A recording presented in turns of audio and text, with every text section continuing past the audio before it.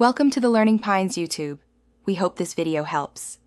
You start by removing the easy signals, turn off location services, and stop apps from accessing position data.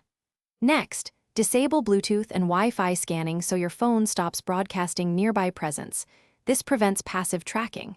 Revoke microphone, camera, and contact permissions for apps that do not need them. Once done, make sure background app refresh is off and auto-connect to known networks is disabled. This reduces continuous data leakage and cuts the most common, immediate tracking vectors. You now harden how your phone talks.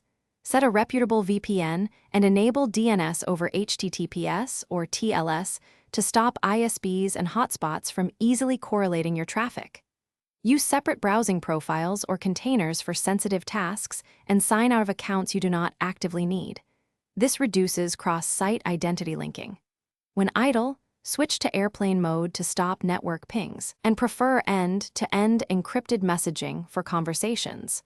Make sure to test the VPN and DNS. You finish by setting a maintenance routine. Audit app permissions weekly and remove apps you do not use.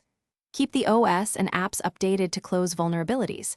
If you suspect compromise, perform a factory reset after backing up only essential encrypted data. Check for unknown device management profiles or installed certificates that enable tracking. If tracking still appears, analyze network logs or packet captures, and, as a last resort, change the SIM or use a different device. This troubleshooting step isolates persistent or hardware-level tracking.